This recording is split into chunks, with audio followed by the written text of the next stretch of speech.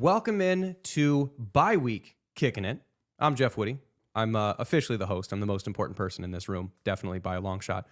The other people that are around are Aiden White, who's producing it. And hey, Grant, you're also here. You're not more important than NBA Jam in the corner, though. I just want to see if you come in real strong, like a total dickhead, like what the rest of the room is. I think we just lost about half the listeners. Yep, it's fine. Well, you know what they're going to miss out on? What? Yeah, there's Aiden's already done. But you know what they're going to miss out on is California Manufacturing's sweet down corn reel. We're midway through, kind of towards the end of harvest-ish, depending on how many people got it out of their fields. If your stuff broke in the midway through this harvest season and you need something either fixed, maintained, or you want to get just a new corn reel generally, California Manufacturing, thank you to that. We are here in the Wild Rose Casino and Resort Studios on the Cyclone Fanatic podcast network, fueled by Cody Road, which one little Cody Road thing is, I've mentioned it before, there's a chance that in the next few weeks, we're going to have to find either a substitute host or some way to get around this, because my wife is cooking a small human and is going to come out of the oven maximum in 4 weeks. So there's a chance that we do have to find a sub for me, because there's more important things than talking to you. But there's one thing. I'm not sure we need a sub, Aiden. What the hell, man? Are you just going to fill in? You should do it. No, I'm just saying. I'm just like we all suck. Oh, you be there for the birth of your child. It's going to be Kicking It with Grant Mahoney. And it's going to be the largest listened to podcast. Yes, 60 minutes of Grant Mahoney's thoughts. And it's just smooth jazz. Grant's gripes for 60 minutes. Grant's gripes and random thoughts. Welcome. You know what? We were actually talking about this before. Chocolate bar is more expensive. Yeah, dude. That's my gripe. I got a couple gripes if we're going to dive into it. Chocolate bars be more expensive. I stopped in because I just want to bite a chocolate. $2.25. Thought, should be plenty. I walk in $2.19. I'm like, oh, it must be a king size bar. No, the king size is $3.99. What? Grant's gripes. Grant's gripes. My next gripe, though, and then we can continue on, is at what point were dogs allowed in like Home Depot and Lowe's and Walmart? Or not service dogs, just like, I don't want my pet to stay at home today. Let's bring him to Lowe's. I mean, as a guy who owns dogs, I think socializing them to different equipment and different people, like I don't have any beef if you have a well-behaved dog in public situations. That's what dog parks are for, though. I don't want my dog taking a dump in aisle 13 at Lowe's. What dog takes a dump just like randomly inside? My mother-in-law, she works at Walmart, and she said that there's a dog that took a dump in the middle of the store. That's a bad dog. Well, not I guess in any population there is a bottom half, no matter who it is. Well, I think all dogs need to stay home unless they're going, to the. I got a dog too. I'm pro dog. Grant Mahoney, anti-dog. I'm not anti-dog. I'm anti-dog. anti-dog at where they don't need to be. You know what I'm anti? Iowa. People bitching about stuff. Well, I'm going to start doing that right now. Grant's gripes. Grant's gripes. Grant's gripes. Grant's gripes. Grant's gripes. All right, let's dive into it. Okay, so this is Kicking It, right? Like this is it's not exclusively special teams, but it's like special teams. It's like got a strong special teams bent to it. There was a substantial special teams play that happened in the only Division I game that happened in the state this past weekend, because Iowa State was resting comfortably, just watching on their couch, just hanging out, talking shit about Iowa, probably. Yeah, ski you. Now, in this game, Iowa managed, and okay, so let me actually preface this conversation by, like, I don't want to sound like I'm just like Cyclone guy taking pot shots, because like as some of these I think are probably going to end up as like little teasers on the internet, and I want this to sound as neutral as I can. I was taking joy from Iowa losing in the way that they did simply because of the stubbornness of the lack of adjusting, and that you're consistently relying upon special teams and defense to pull you out of situations that you have put yourself in that finally got caught up to them. Yeah, that and Iowa. Duck. Now, the other part about this, though, and this is not just sitting high on a hill. This is Iowa's defense and special teams are elite. Really, really, really good. Offense had 127 yards, had 12 yards of offense in the second half.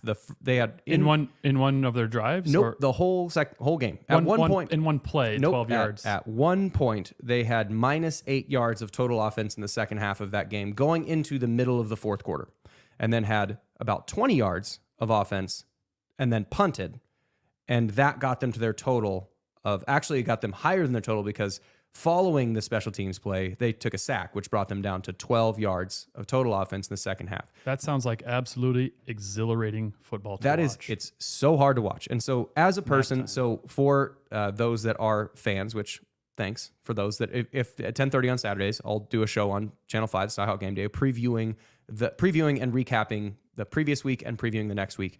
And honestly, like doing that for long enough, that's like my 7th or 8th year doing that show. You actually get to watch it with a bit of objectivity where you're not rooting for or against whether it's Iowa or whoever Iowa State is playing. Like I'm rooting for Iowa State just naturally because I went there, but you can watch it in a way that you're not necessarily having a rooting interest. Better you than me. But watching Iowa, it's so frustrating because as a guy who played offense, the things that are wrong with their offense are not anything to do with personnel, and it's not anything to do with the execution of the play. It's that the plays themselves can't work in the situations that they're called. So like the whole offense being trash. That let's call it that. And that is frustrating to watch, but it's good, hopefully. And for people that Hawkeye fans that friends that I have, my brother and I are the only two in my family to have graduated from Iowa State. Everybody else went to Iowa or Illinois. So I think they're all feeling the same thing, which is that it's good that they finally lost in this bad offensive thing, because then you can't say like, hey, but we're still winning. This is all a preamble to say that the Cooper DeJean special teams play, there have been some hot takes, and they are not good on the Cooper DeJean play. So we're going to try something. And for those that are on the viewing audience, you're going to be able to have a little bit more kind of back and forth with this, because we're going to put up the actual play itself, because we're going to go into, and like this is sort of as ammunition, because are we going to get Iowa fans listening to this? Probably not. But mostly it's Iowa State fans. And if you are just dealing with an Iowa fan that's bitching, here's just some ammunition as far as the conversation to that. And or if you are an Iowa fan listening to this, I hope to elucidate why this rule actually exists in the first place. And it is to the benefit of your team, because if it didn't exist, Cooper DeJean would be dead, basically. So this play, that the invalid fair catch signal, I didn't know that was actually the term for the invalid fair catch signal, but this rule actually got instituted while we were playing. Because what used to happen in the olden days, I don't remember what year it was. It was early of my playing years, so like 2010, 11, somewhere in there. What used to happen on a punt return is a punt returner, if they were able to catch the ball, but they didn't want to get hit, they would throw the fair catch up there. That rule has been, it's hand above head. That rule has been in play for a really long time. Above shoulder, I think. Above shoulder. Yeah. It doesn't matter. Just you have to wave your hand to indicate to a referee that you are not intending to return it. If you then elect to return the ball, that's a 15-yard personal foul, because you're telling everybody else, you can't hit me, and therefore you cannot return. If you're removing the risk of getting hit, then you can't take the benefit of teams not trying to hit you. However, that protection was gone the moment the ball hit the ground. So if I called fair catch and I'm a punt returner, and the ball takes some weird sidewindery action, some real Tressway stuff back from Oklahoma, and I can't quite get to it. I lose it in the sun, something like that, and it spikes up, and I take it takes a big old candy hop.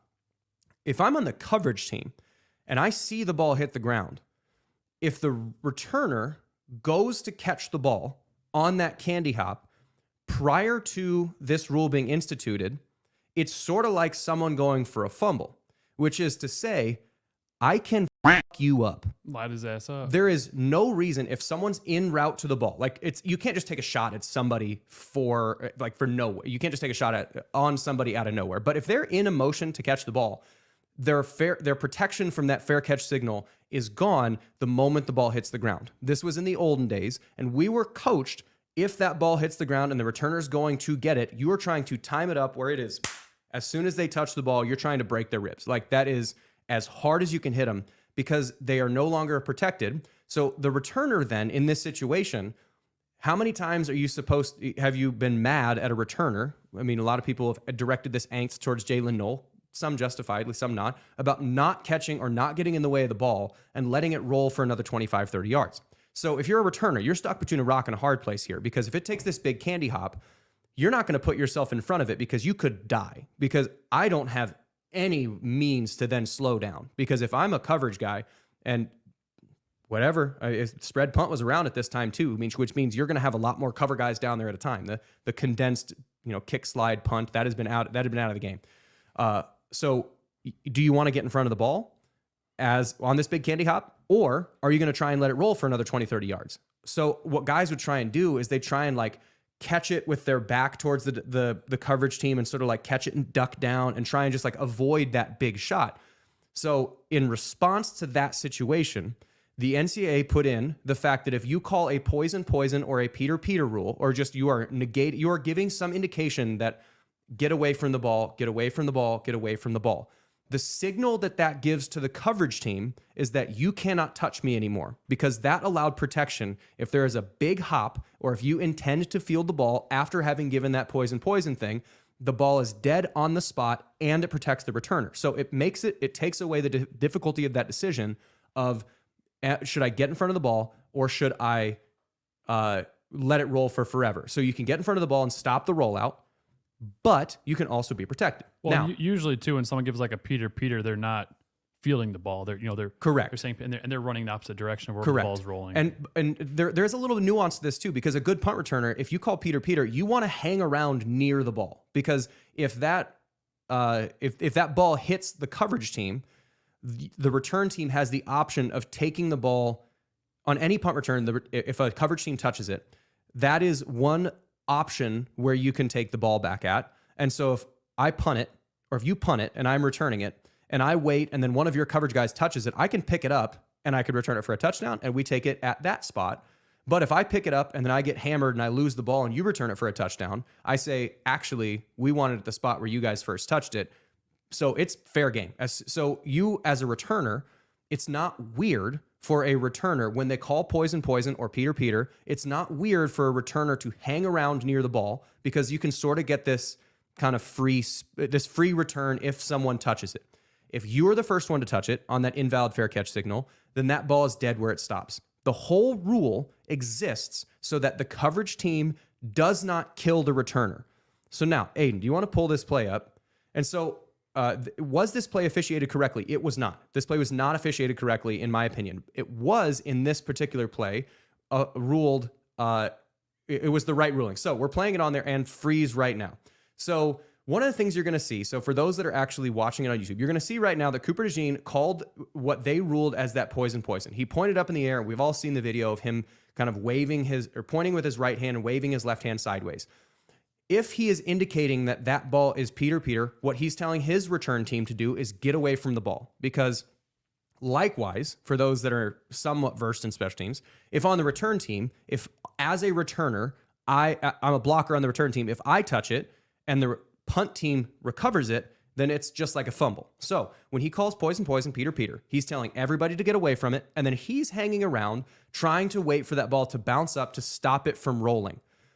So now let's actually rewind it like 2 seconds. So what's going to happen, so right here, this is a good view. So as we're looking at this screen, watch just the Minnesota guys. Ignore everybody, ignore Cooper DeJean, ignore anybody in a yellow shirt. Okay, go ahead and hit play. Watch the effort that they're playing with. Okay, that's a jog at best. It's somewhat walking. Now, why is that the case? That's not the case because they're thinking, they're not going to return it. I shouldn't go cover it. They're doing that because they saw an invalid fair catch signal and they stopped covering. Cooper DeJean doesn't get this return if he doesn't do that action, because the Minnesota coverage team fully covers that punt. Now, what should have happened is they should have blown that play dead right there. Because if you're calling an invalid fair catch or invalid fair catch signal, you don't allow it to progress forward. Because likewise, let's go back to like 5 minutes ago when I was talking. If you call fair catch and you're telling the return team, I can't return it, I'm not going to return it, you can't hit me, and then you take off and return, that's a delay of game. It's a personal foul. It's a 5-yard penalty. It's a delay of game. It goes back 5 yards. So that is the exact same application of the rule here. You can't call that and then not get a delay of game by returning a play that you then fair caught. So what should have happened, if we're going to rule that at all, and Cooper DeJean returns it, is to stop the play, blow it dead, and then take it back 5 yards from where he touched it, because he's saying, you can't touch me, therefore I can't return the ball. So as soon as this play takes off, they should have ruled this as an incomplete, or as a play that's done right here. That is all to say that this play shouldn't have happened.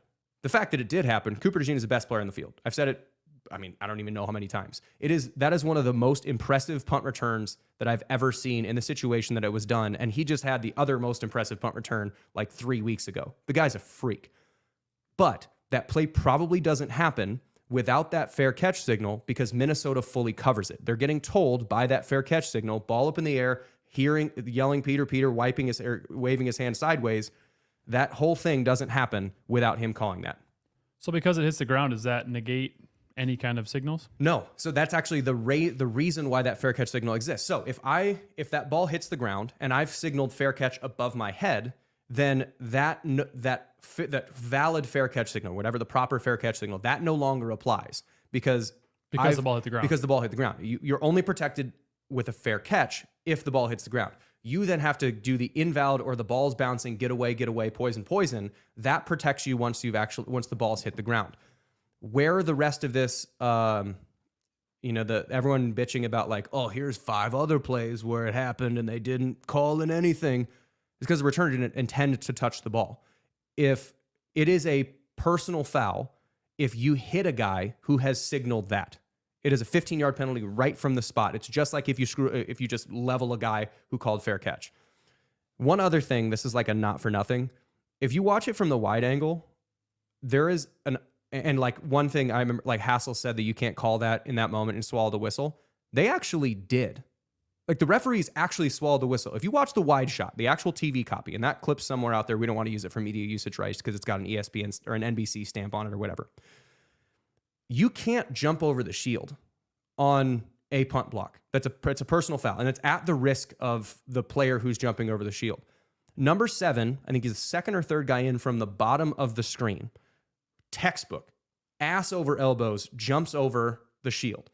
In most situations, that's a 15-yard penalty. The referees recognized that'd be a little ticky-tack here to try and call a personal foul jumping over the shield on a situation where this game is in the balance. So they swallowed the whistle. They actually didn't call something that should have actually occurred.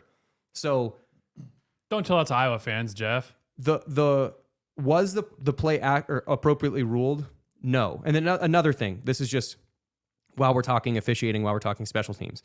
When a play goes for a review, anything that is reviewable in that moment. There are things that are not reviewable, in which case you can't touch it. So like forward progress, that's not a thing. If you blow the whistle dead on forward progress, you can't review that at any point. So like if they get a spot and a guy's running forward and they blow the whistle and then he falls forward again, but they blew the whistle somewhere in there, that play, that can't be reviewed. It's that forward progress is not a reviewable thing, which is why like when Jeremiah George got that fumble and Texas returned it and Jeremiah George returned it for a touchdown, but they ruled it against it. Yeah, it was.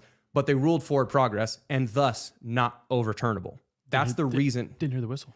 Right. So, but that's one of those things that's not reviewable. A pass interference, not reviewable. It's too much of a holding. That's not reviewable. You can't go through and review certain things that are not reviewable, but anything that is within the purview of a reviewable play, like let's say in the process of reviewing that, they found that one of the Minnesota players targeted one of the Iowa players on as they were, trying behind the play or whatever. They could eject that guy for targeting even though they weren't looking for it. So anything that happens all the time is that like, it just doesn't happen in big moments like that. But that whole play existed to protect Cooper DeJean from getting absolutely leveled by one of the 5 guys that's around him. Does he get out of it? Probably. Maybe. He's a freak. But that whole play doesn't exist without him doing that, because the entire Minnesota coverage team slows down because they know it's a personal foul if they hit him. And how many yards of offense did they need at that fair catch spot? Probably double whatever they had in the game so far. They needed 18 yards from Right, the, so- where he yeah, so they had 12 in the exactly. second half. We're keeping track. So they needed 18 yards from time where he first caught it to where that field goal is. If they recognize if they hit him, that's a 15-yard penalty. They're pretty much in field goal range. So Minnesota's even more throttling back on it. So watch the play. If you watch the play again, don't look at anybody in yellow. Only look at the Minnesota coverage team and look how much they throttle down when they see that. The whole thing exists to make sure Cooper DeJean doesn't die. I get what Hassel's saying. You can't call that in that time, but at the same time, a penalty is a penalty. And yeah, it's a ticky-tacky call, but like you said, they The missed play out. wouldn't exist without it. Yeah. He wouldn't have scored without it. Like if it was a fair catch and he goes to catch it in the first place, if he goes fair catch and the whole Minnesota team then just runs by him and then he returns it for a touchdown, are we mad that he returned it for a touchdown? No, it's because that fair catch says you can't touch me. You are not allowed to touch me. You're not even allowed to be within the halo of a yard in front of the frame of my body. You can't even be near me. So yeah, that whole thing exists because he signaled to not touch me. Yeah, it just sounds like a bunch of uneducated fans not knowing what's going on to me. But everybody checks the rule book.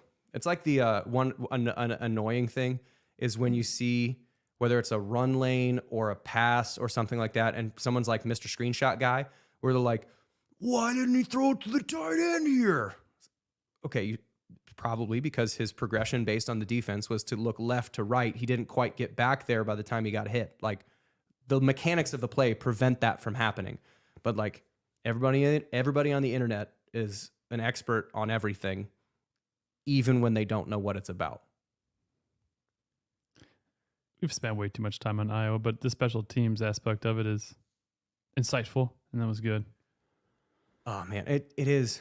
And again, as an analyst, like Torrey Taylor, fun to watch. Oh, man, he's having a better year right now than Perkins, too. I saw the stats. He's good. Sucks. He's good. I trust in Tyler, though. Am I still in the All-American bandwagon? I'm kind of falling off, but I'm definitely on the You're All by Big the 12. door. I'm on the All Big 12 Oh for yeah, sure. yeah. But He's only a actually, sophomore. Who else was it? Was it BYU? I think it was BYU. Dude uncorked a 76-yard punt. I mean, it's in Provo. It's a little bit at altitude. But dude uncorked a 76-yard punt. There was a 20-yard return on it because you punted at 76 yards. And no coverage team is going to make it there in time. But still, I mean, bombed it. I think he was standing on his own 5, and it was on like the opposite 15 when he ended up where the ball ended up getting caught. Wild. That's got to feel good. San Diego State had a dude who just unleashed just nukes a couple years ago. Don't need to talk about him because He actually got acquitted. he Fun did fact. good. Yeah. Yeah, Good for him. I mean, that's It's good for Matt him. Ariza, I think is a Yeah. guy.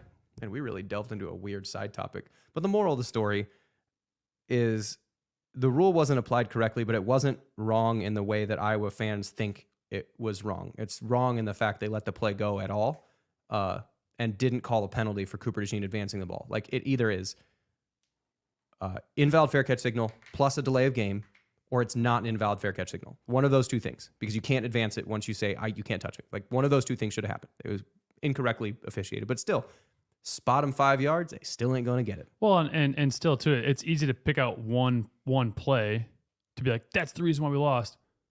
You guys had 12. They had 12 yards of offense in the second half. Like, come on, you can't. Yeah, that sucks that play got called back because you did score a touchdown. But if your offense wasn't such shit, you might have actually. Also, this is just again a not for nothing, and I just have to because again, as someone who has to break down Iowa for TV, like I have to watch the games and like I have to have some place to vent this frustration because no one else cares. Like my wife's grown a human, like she doesn't really care about me bitching about Iowa's offense. Do you have a dog? 2. Yeah, I got 2. I'll talk to them. Yeah, yell at them about it. Yeah, but one of the things. So I listened to you had the Hawkeye Sunday with John, and he was all mad about Deacon Hill. What indication that a new quarterback is going to fix this system has been given ever? Let's look. I mean, if we go through the last 4 guys that were quarterbacks there, we have Spencer Petras, trash. With offense is trash. Alex Padilla, trash offense. Cade McNamara, good quarterback, trash offense. Is he a good quarterback though? He was just hurt, but still, I mean, serviceable. Good, serviceable, but still trash offense. He's no Rocco back. Yeah, Still trash offense. No Rocco Becht. And then now Deacon Hill, trash offense. Replacing the quarterback hasn't solved the problem. There's been 4 guys, and it's been shit every single time. So it's not Deacon Hill's fault. The whole thing doesn't work. Nate Stanley could be in a Deacon Hill jersey for all I know. I can't tell a difference, It man. doesn't matter. It doesn't matter. I'm not saying like skill-wise. I'm just saying that dude's built like a shoebox. Check what I just texted you. I don't have my phone. Where's your phone? It's over here. Hold on. This is quality programming right now. So this is what Chad Leisico and Scott Dockerman talked about last week on Iowa Everywhere's Legends and Listeners. Oh my God. The list, I believe Chad Leisico referred to it as the tapestry of failure or something like that. Oh my God. Oh, so what this is? So this is every quarterback from 2011 to now. Iowa's high school quarterback was, oh boy. None of them have turned out to be successful. Jake Rudock, CJ Beathard turned out to be okay. Nick Shimonek, Tyler Wiegers, Drew Cook, Ryan Boyle, Nate Stanley turned out to be fine-ish. Peyton Manziel, Spencer Petras, Alex Padilla, Deuce Hogan, Joey Labus, Carson May, Marco Lainez, and James Razor. It's two guys that have been serviceable.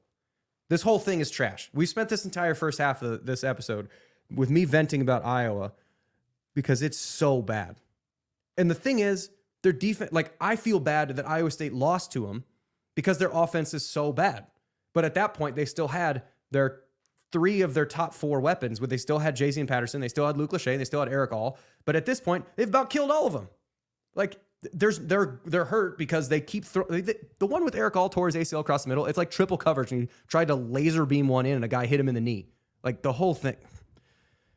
I have to watch this Hospital shit. pass. Kids call it. Yes, I have to watch this shit professionally, and it's horrible. But watching the defense is fun. Bless your heart, Jeff. Watching the special teams is fun, but God bless it, watching the offenses. It's like watching. I've described it this way, and then we'll move on to Iowa State and Baylor. This is one other thing that I have to get out. And feel free to use this with your Hawkeye friends, anyone out there in Cyclone land.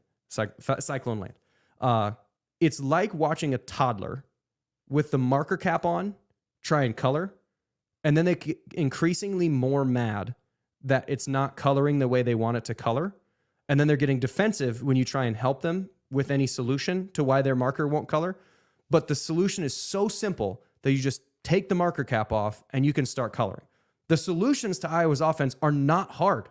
Like, it's instituting a check here or there. It's making sure if there's a corner blitz, throw it, but don't try and run stretch away from a corner blitz because there's no run responsibility or no pass responsibility. It's so simple to fix, but they're so stubborn that they won't fix it. So it's just the toddler getting more and more mad that they're coloring with a cap on with a marker. And that same toddler is trying to color with the wrong side of the marker. It's just dumb. It's so dumb. You'd think too, and this is the last thing I'll say about Iowa because we spent way too much time. I about fell asleep. You think when they've got a built-in contract, for Brian, you got to score 25 points a game? Mm-hmm. They'd switch it up. This dude's stubborn as hell. Nope. Oh, it's gonna work this time. Guess what? Brian didn't work. Offense still sucks. It's gonna work this time. I think we need 3 more games. It's gonna win this time. No, it won't. Anyway, Iowa State plays at Baylor this Saturday. We can actually watch some positive offensive football. Yeah. I'm not even sure where to start. Baylor stinks. I think the diff where they don't stink is Chapin can throw the ball a little bit, quarterback. When he's healthy and when he's comfortable, they can actually sling it a little bit. But I don't know. I mean, Aiden, can you pull up let's call it their last 5 games and how many points they've given up? Because their defense, despite the fact that Dave Aranda is a defensive coach, and I honestly think Dave Aranda is a good coach, but I don't know. This was one of those things. Like, I don't know where this nut is cracked at. But their defense is really bad. Their run defense is terrible too. Every Power 5 team they've played has had at least one 100-yard rusher.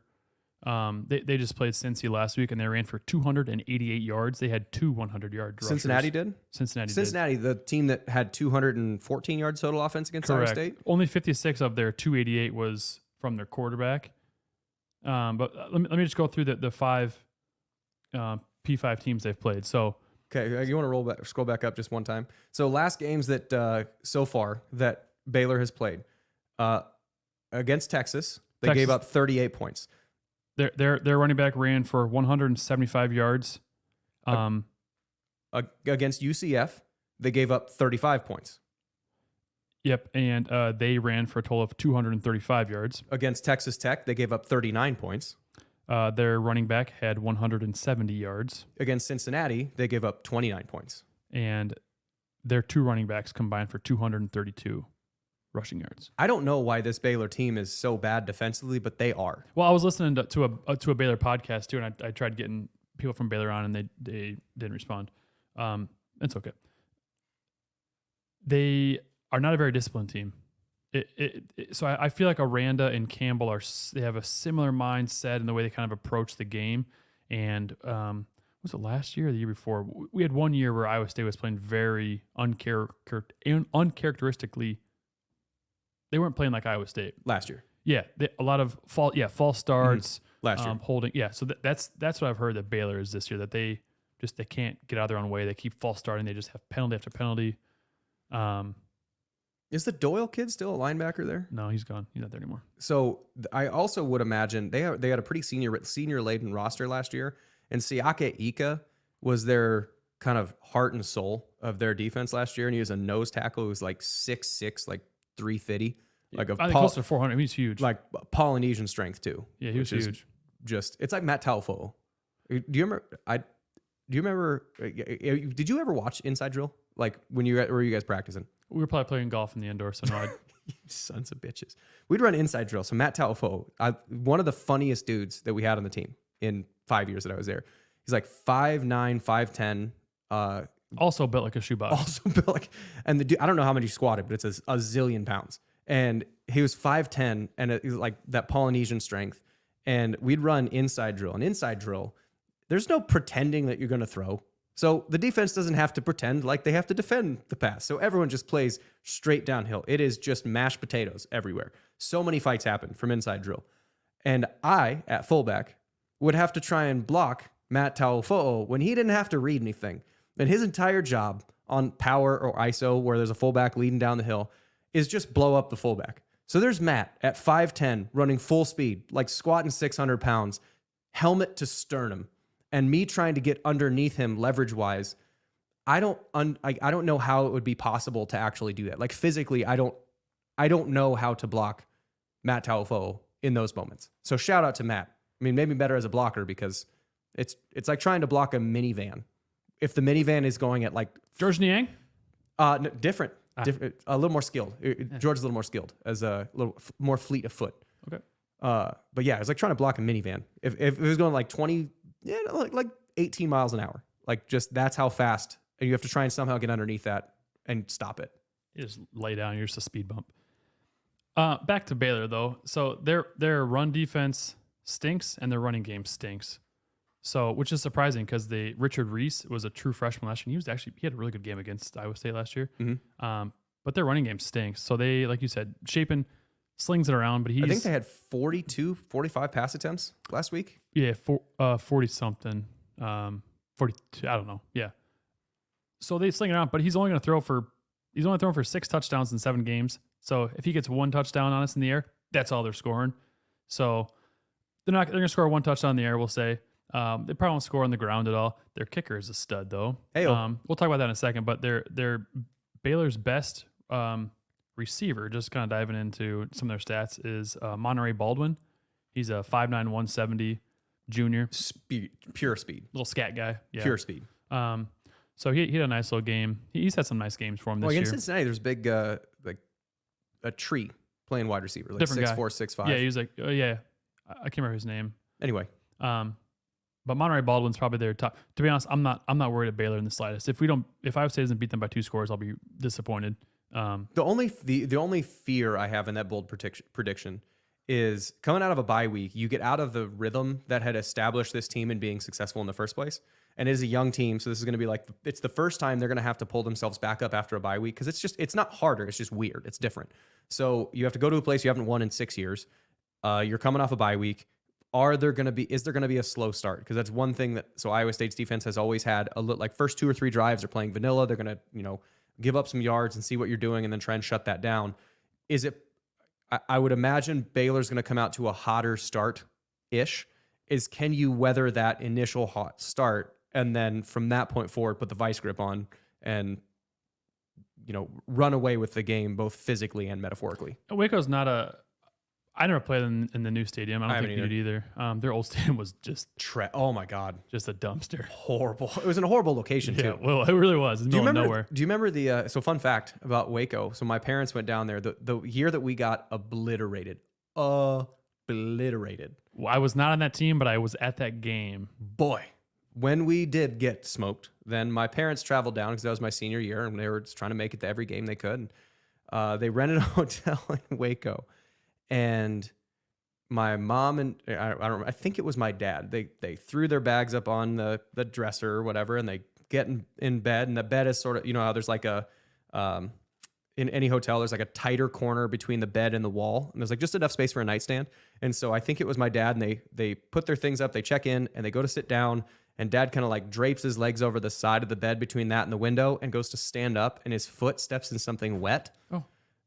There was just a pile of vomit in this hotel room. They couldn't smell that? And they didn't clean it. And so then they got a transfer and they got their money back. They went to a different hotel. But that's what Waco has to offer. Ugh. Also, remember the hotel that we stayed at that had like that big courtyard in the middle? For Baylor? For Baylor. So we stayed at the same hotel, I think twice is when we went down there. We stayed at the old, at whatever. I don't recall.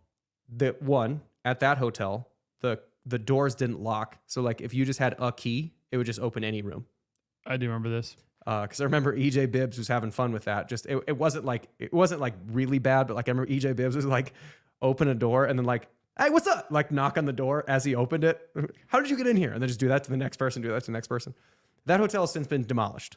It's probably good. There was I thought it was Oklahoma, it might have been Baylor, that there were a handful of guys in the team that from that trip had bed bugs. That was definitely Baylor. Yeah. Oklahoma State, we stayed in Embassy Suites. Or Oklahoma, that was Embassy Suites in Norman. That was nice. Yeah, I just remember having like there was like a little kids basketball tournament going on, and these little kids were just talking shit to us. I'm like, where are your parents at? Get the fuck out of here, kid. I did see this. My buddy shared this with me from Twitter. It says, crazy but true stat. The only Cyclone football starting quarterback to win in Waco since 2005 is? Ooh, it was 2017. Because I remember that. We're hearing that. So quarterback 2017 would have been Jacob Park to start, replaced by Zeb by the end of the year. Was it Park or Zeb? It was Zeb, correct. Yeah. And Iowa State opened as a 2-point dog to Baylor. I think Iowa State's now a 2.5-point favorite.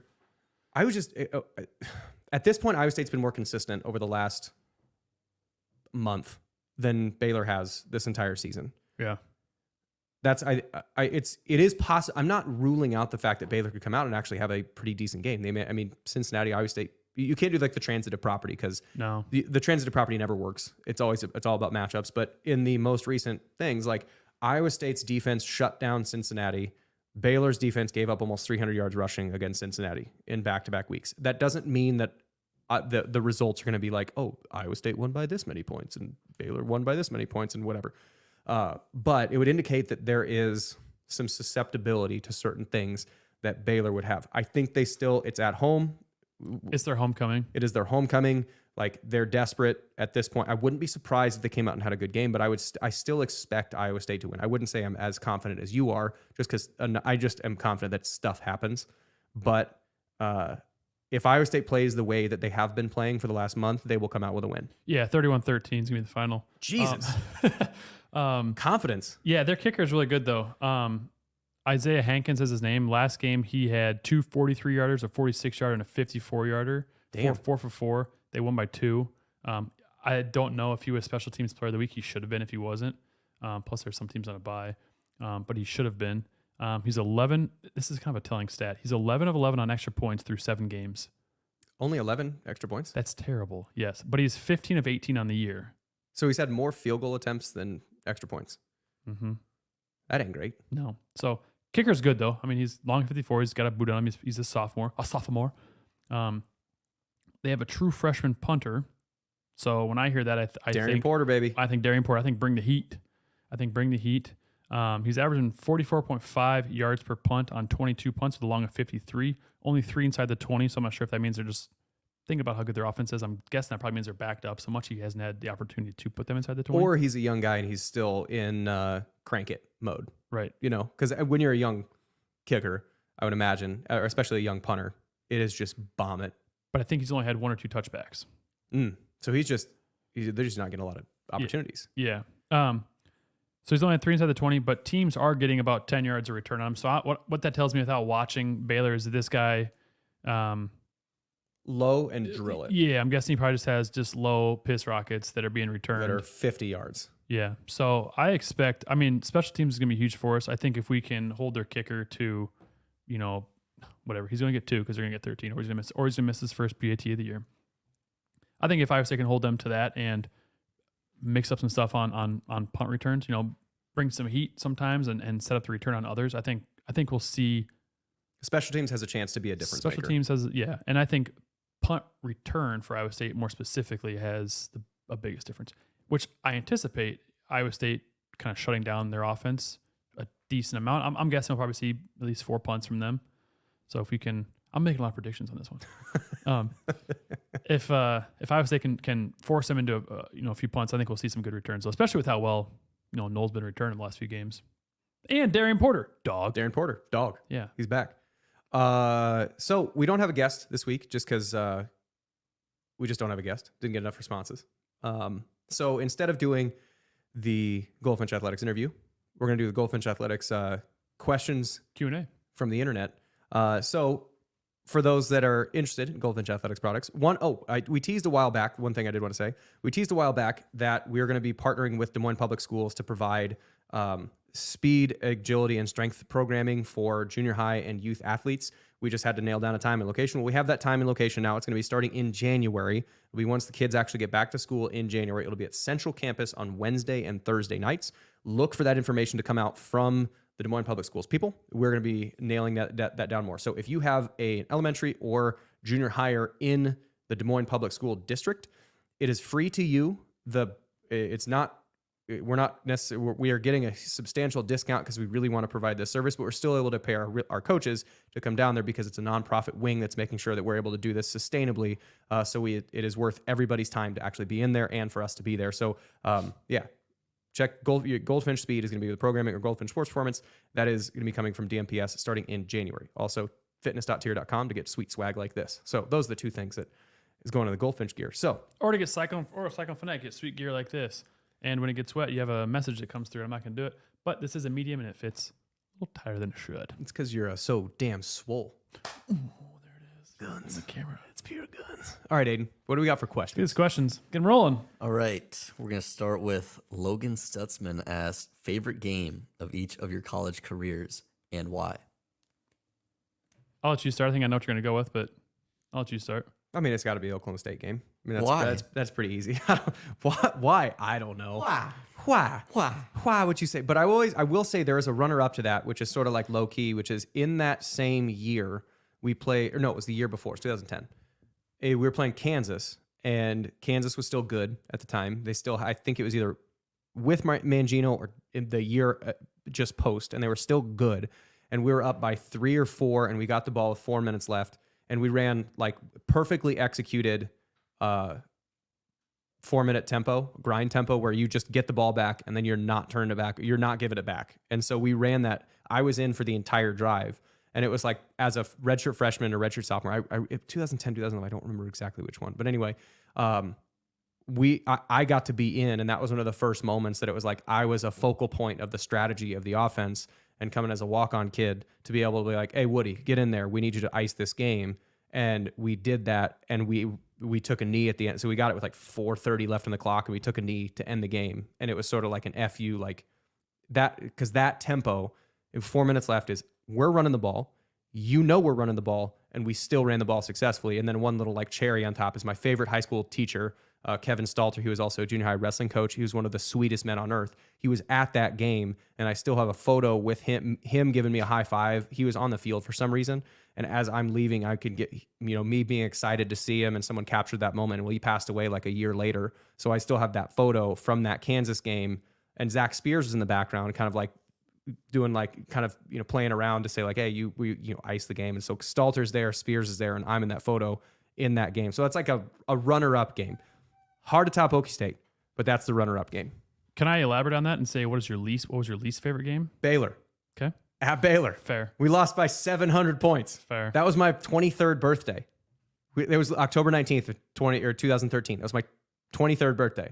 And we got beat by a zillion points. Did you see, well, I guess you're not on Twitter, the audio from the final kickoff resurfaced again, I've which seen I'm it. sure you guys have heard I've heard it. times, but Was it John Walters. Oh, no.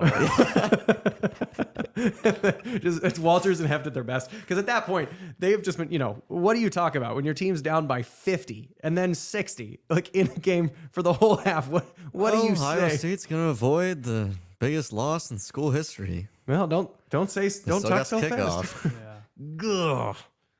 I would say, Oklahoma State was probably up there for me because that was my senior night. We got bowl eligible, knocked off the number 2 team.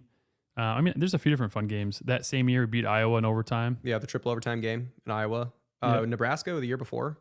Nebraska, 2009. Nebraska in 2009 was what I was going to say, at Nebraska.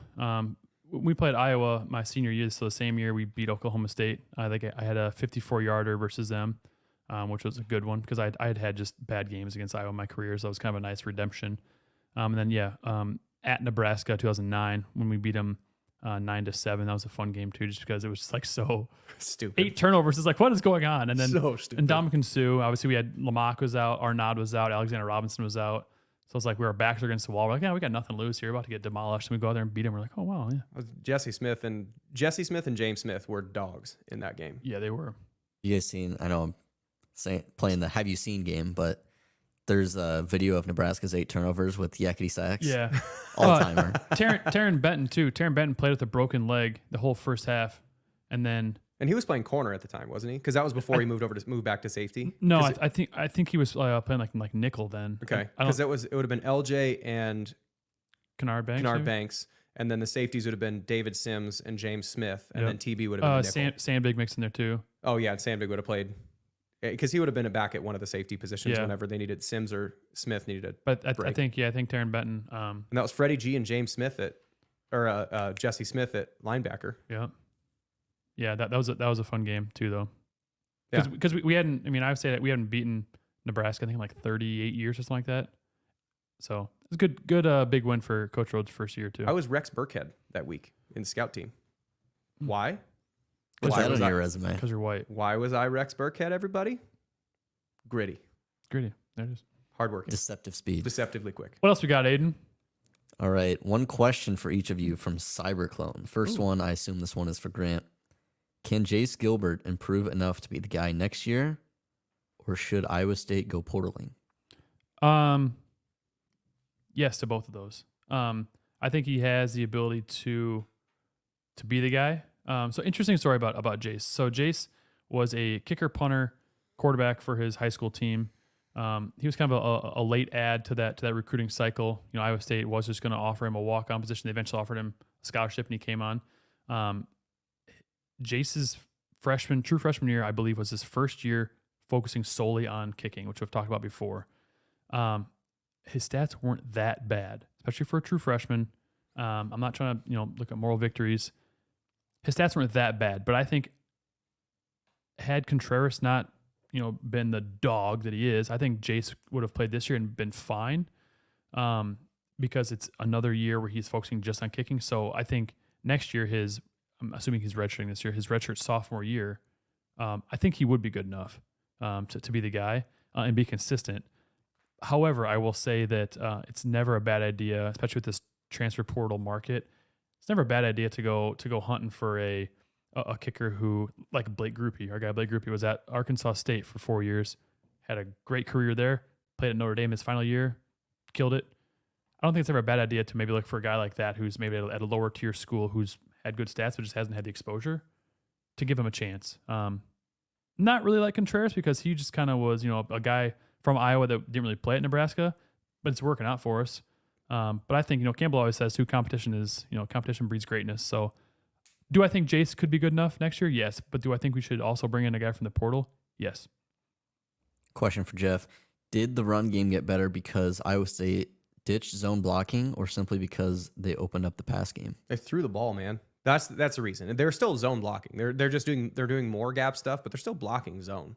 And the difference is early in the season when they were so tight end heavy and they're so run heavy, you spin a strong safety down. So there's always middle, like one high, middle closed. And that one high, middle closed meaning one safety out back, and middle closed meaning he's just operating in the middle of the field, which means he's not operating deep by the sidelines. There's all kinds of space to throw. And when you're not, like we've talked about it before, is every defense has a susceptibility. It's just a matter of, can the offense execute well enough to take advantage of that susceptibility? And Iowa State early in the season didn't show any reason why they would take advantage of the susceptibility of a middle. It wasn't necessarily cover one, but they had one high, middle closed, with they rolled another safety down who essentially became like a fourth or a third linebacker, depending on what front you're running. And they were just daring their corners to stay on top of everything. And when you're running into that middle closed, like that's a check. Like every once in a while, if you'll see like the alert, and the quarterbacks will like touch their head. That's one of the main things they're looking at, is they say if it's middle closed or middle open, because middle open means there's two high safeties, means there's only 9 guys that could possibly be up, and 2 of them are probably out playing against a wide receiver somewhere. So there's a maximum of 7 dudes that are in run position. That's a decent thing to run against. So like a lot of times you'll see if they do that alert, they're just looking for that middle closed or middle open. And well, Iowa State has now played in the last 3 or 4 games a ton more middle open, because teams have had to respect the fact they're going to throw. So you can't necessarily one-on-one with Higgins anymore. You can't necessarily one-on-one with Jalen Noel anymore and just trust they're not going to get the ball to him, because Rocco has shown that you can. So you pull that safety out of the box, and now you give better blocking angles. There's not going to be a free guy that's just hitting somebody, hunting somebody up. It's less confusing, because if you're James Neal, this is his 3rd year of organized football, and there's like 15 dudes that are playing in the box, you have to sort through all that. Well, there's just less people to sort through now. And then if you're Abu Sama, or if you're, Sanders or whomever, the guy you're interacting with, that safety, you're still going to see him. You're still going to hit him, but you're hitting him at 8 yards down the field with open space, as opposed to 1 yard in the backfield. So it's primarily the fact that they've actually opened the formation up and thrown it. They've been able to get middle open. And then when they do, they can run the ball. And then when teams get sick of that, they play middle closed, and Rocco can actually throw it. And so you can screw with the defense a little bit that way. So that's the primary thing, is just Rocco has let them run because of his ability to throw. Some less serious questions now from my guy, Teddy Flintstone, Ted Flint, Kansas on Twitter. Which one of you is better at Flip Cup? Probably not me. I'm not much of a beer games guy. Yeah, I would say unequivocally me. I've got, at Flip Cup. Flip Cup. Yeah, I got that finesse. I got that soft touch. Yeah, I'm not. I'm fine. I'm competitive. I'm, and I have a decent tolerance, because I'm a 6 foot, 230 pound dude. So I have a pretty decent tolerance. So my problem with drinking games is that I don't really do them much. But I'm really competitive, and I want to win at things. And so I end up just playing them way more than I should, because I lose at them, and then you want to do another one so you can actually win, and then you want to do another one. And then by the time you get 7 games in, I'm better at them, but it's that very fine window of being not too blitzed to be good at it, but have enough practice. And then after that, you just have, you're too pissed to be able to do it. So like that fine window. So all in all, not great. I haven't played, Flip Cup or like beer pong in a few years. But yeah, I mean, your boy can take some down and have that soft finesse touch to, the secret, and it might be cheating to, Flip Cups. You gotta have a little bit of liquid on the table. So so it doesn't bounce as much. It kind of suctions a little bit. Suctions. I mean, it's cheating, but, If you ain't cheating, you ain't trying. That's all I was just going to say. It's efficiency, man. That's right. You know what they say? It's better to be a smart fella than a fart smeller. What? Who's they? That's just what they say. Who's they? I don't know. All right, last question. Still from Ted Flint. What was the best Halloween costumes you guys ever had? Oh, shit. I got a story for this. You can go ahead, Mr. Clean. Jeff. 100% Mr. Clean. Dyed the eyebrows, had a little clip-on earring, wore the tight white t-shirt, bought some white pants and a white belt, and I had white... crop top? You had a crop top? Nope. Mr. Clean doesn't have a crop top. Mr. Clean tucks in t-shirt. Didn't know if it was Jeff Woody special. And then did like the sexy mopping. Slutty Mr. Clean. Yeah. with crop top. Slutty Mr. Clean. It's just all cleavage. Shirt it's tied. Just booty shorts. It's not even pants. It's just like white volleyball shorts. Yeah, Mr. Clean is definitely the best one I've ever done. My best one, when I was living in Austin, Texas, I had I had 4 buddies come down to visit me, and it was around Halloween time, and Austin is nuts. I mean, 5th Street it gets crazy. And at this point I was 24, so I was still frequenting the bars. And we didn't have Halloween costumes. We're like, we got to go out and get something. So we went to Goodwill. And we're like, oh, we're just going to, dress up however, just buy some cheap stuff. And one of my buddies goes, hey, they've got 5 of the same costumes here. Do you guys want to be nuns? And so we went as nuns. We went to Walmart and bought chains and necklaces, bought ropes and had them, tied around us. And we were drinking holy waters, we called them. This is probably a sacrilegious because, being religious and 2 different. Yeah. We were drinking holy waters on Rainy Street, which is vodka water, 2 lemons. And one of my buddies would baptize people. We'd get in a circle and he'd say, well, we'll pray for you. And he'd dip his thumb in his drink and he'd do a cross on their forehead. Super sacrilegious shit. I'm sure someone got after us. Someone was like, you guys should be wearing nuns. You guys sacrilegious. We're like, it's Halloween. It's Halloween. Like, the rules don't matter. Don't take us so serious, man.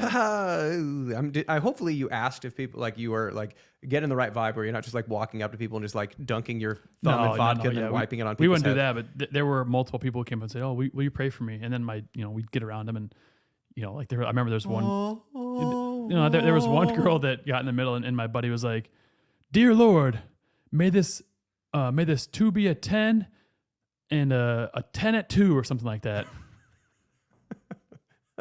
may this whatever it was. May this boyfriend see this 2 as a 10, and at 10 may she be a 2 or something like. What I butchered it, but you get the gist. It's of offensive on all fronts.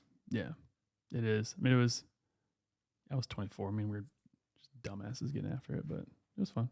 It's 13 years ago. 17, 22 years ago. No, yeah. What? 74 years ago. Yeah, no, it was only 10 years ago, probably. Yep. Getting old now. All right, well, we're going to have actually a football game to talk about. We're not going to talk about Iowa stuff just because hopefully they don't have another special teams meltdown. If there is a special teams meltdown, then I don't know. We might talk about it. We might not. But Iowa State's going to hopefully come out with a 31-13 That's going to be it. win at Baylor. Kickoff at 2:30. Yep.